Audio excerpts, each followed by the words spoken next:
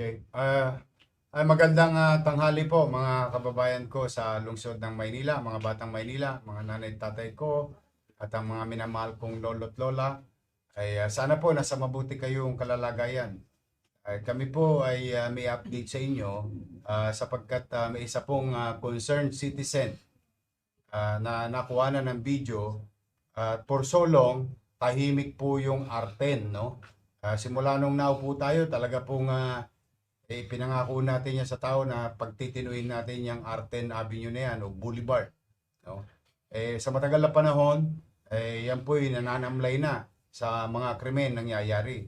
Ngunit kaninang madaling araw, meron pong isang insidente at ipinagpapasalamat ko sa malakas na loob ng isang netizen na nabidyohan. Pakita nyo nga yung video, yung insidente. Nabidyohan, uh, ayan po,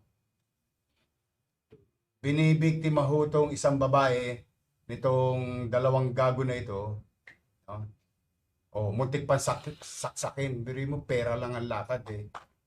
May,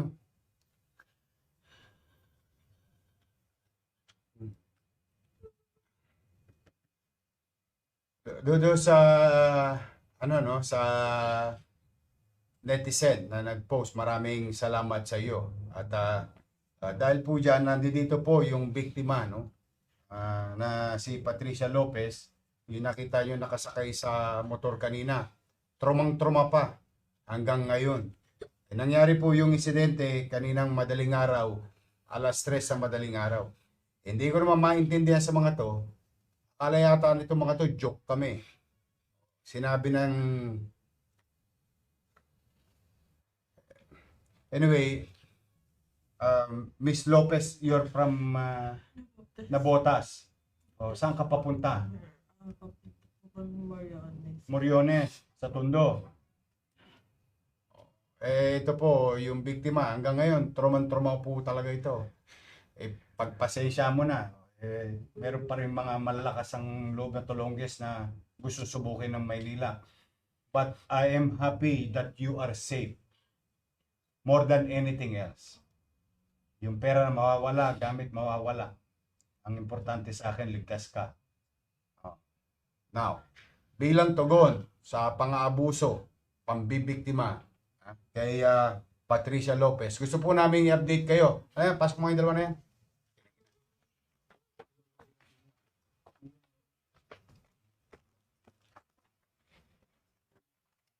Sino yung sasaksak sa'yo? Ito ba? Sino? Ito? Yung uundayan ka pa ng saksak? Kilala mo itong dalawang to? Yan yung nakita mo. Narinig ko rin po yung boses nila kanina. Sino po yun? Sila yun. Anong mga nakuha sa'yo? Yung cellphone ko po. Tapos yung pera hindi ko po pambayad ng bills. Asan yung pera? Asan? Dodong. Ikaw, yung pangalan mo? Moises. Ikaw, Marlon. Nakanin yung pera? Pati cellphone.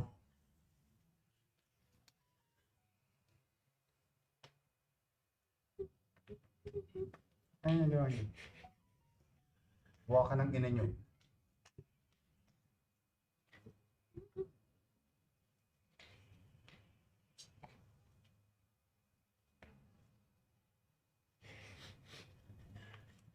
Kunin yung cellphone ha. Dito na sa operatiba natin, kinuha yung mga water mo sa Ba't sino si Dudong? Ha? Tang ina mo. Sinungaling kami lahat ngayon. Ha? Siya ba yung nasa video? So wala ka doon. Hindi ka niya kasama. Anong ginasabi mong siya talagang tumira?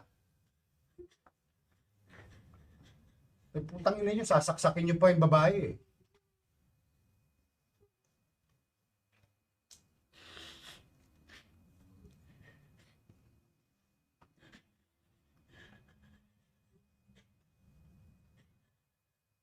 Panginig kayo ng laman eh.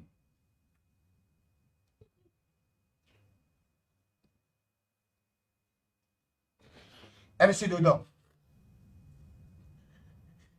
Doon nyo piniprenda lahat ng ninanakaw nyo.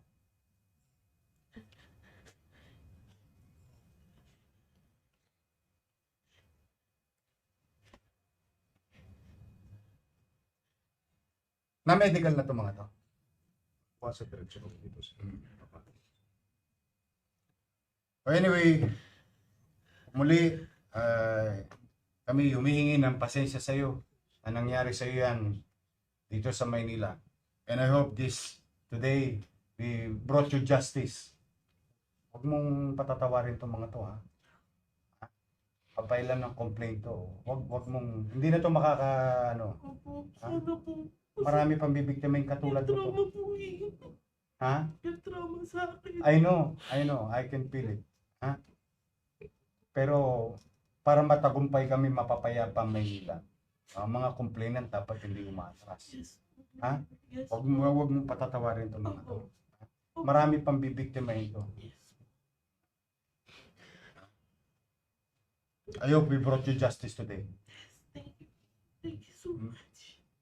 Maraming salamat Station 1 at Don Bosco PCP. Ito yung mga pulis natin, operatiba natin.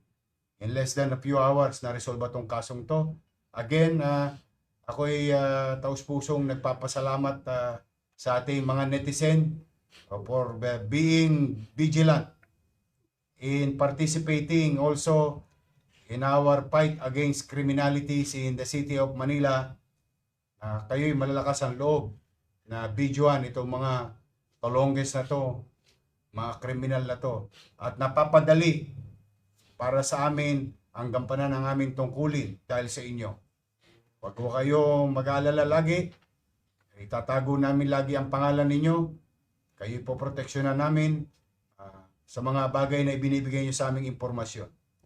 For the meantime, to the people of Manila, rest assured, bagamat tayo nasa gitna ng krisis, katulad na nasabi ko na kaninang umaga, ay habang kinakarap natin ang krisis sa lungsod, sa bansa at sa mundo, hindi po pwedeng mawala yung mga dapat gawin at responsibilidad ng pamahalang lokal sa kanyang mamamayan upang makapagbigay ng kapanatagan sa pamumuhay, paninirahan, pagdako, panaog sa lungsod ng Maynila ng anumang tao at sino mang tao.